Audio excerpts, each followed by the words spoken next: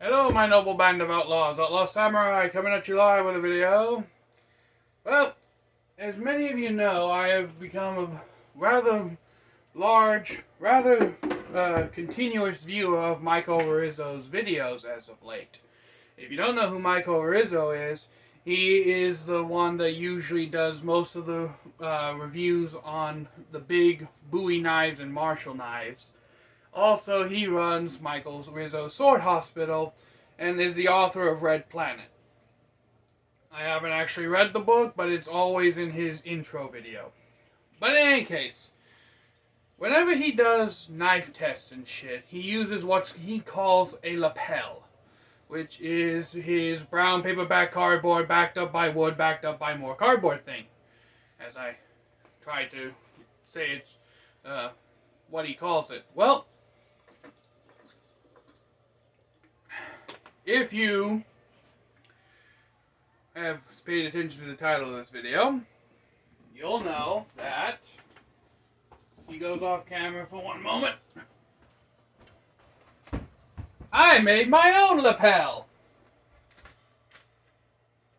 in my very standard way. I may be going like, I'm not completely confident in the duct tape keeping this in place for a long period of time. I'll probably get some cheap ratchet straps to really hold this together. But what this is two 2x4s screwed to a piece of plywood with a shit ton of thick, sturdy,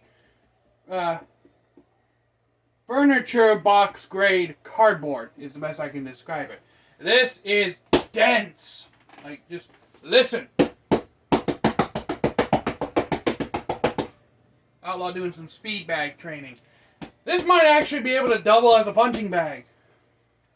I know generally punching bags are supposed to give, but then again, this is me we're talking about. I'm built different.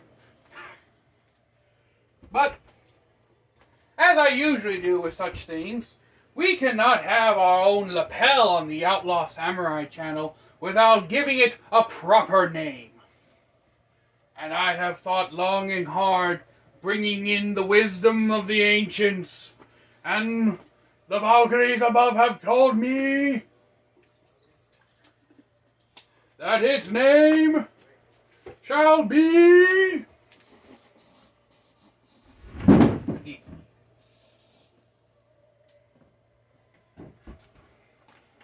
Bob. Say hi, Bob. Hi, Bob. It's like, you thought it would be something extremely interesting. No. His name's Bob. Meet Bob. He's doing his Bob thing. But I know what you're thinking, Outlaw. You can't just give him Bob, so we're going to give him the name Bobby. We're going to name him Bob Stabbington. His name is Bob Stabbington. Now, obviously, there's not enough room in here for me to give Bob his official test. So, we're going to actually go outside later. Not in this video, because I still have some shit to do. And give Bob his proper test. Now, you're probably all wondering if I'm going to be using the Warrior O for this test, considering it's my biggest, heaviest, most powerful sword. Actually, no. I'm going to actually bring back a sword that I haven't shown in quite a while. At least not since I did its throwback review some time ago. And I'll be right back once I grab it. I am back, and the blade I'm actually going to use for Bob's test is the Cold Steel Man-at-Arms version Italian longsword. Now you're probably thinking, Outlaw, this is your least favorite sword. It's the sword you rarely ever bring out, and we actually have to go on a full-on scavenger hunt to find videos featuring this thing. And yes, while you are correct, this isn't exactly my favorite sword, there is a reason for it. The reason this isn't one of my favorite swords, and why I prefer the bastard sword over this, is because it's too thrust-centric. This is a Type 14 blade. And what the Type 14 blade is best known for is being one of the best longsword designs for half-swording and general thrusting. This is basically if you took a rapier blade and stuck it on a longsword hilt, which gives it incredible tip control.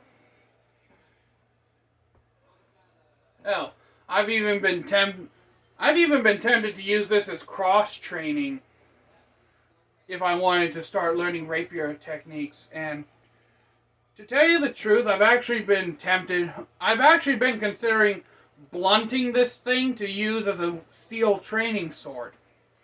After all, I don't cut with it anymore. I have the bastard sword for any longsword cutting needing to be done. But before I try blunting this thing, I am going to use it. Or maybe I'll keep it as it is, mainly for thrust tests as a comparison tool. What do you think, my noble outlaws? Blunt it to train with, or keep it sharp for testing? Leave it in the comments down below.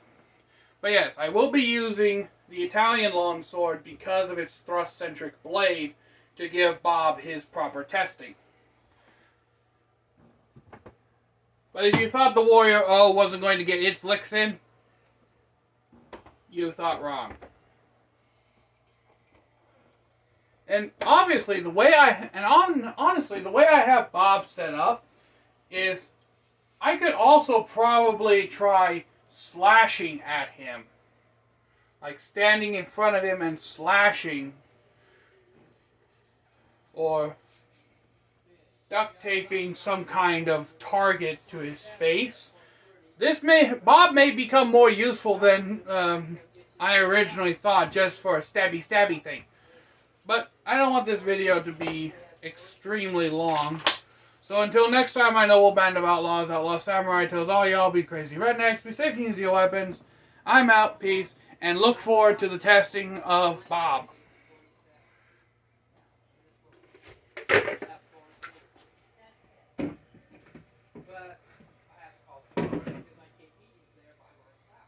If you know this reference and joke, you had a good childhood and you watched the original.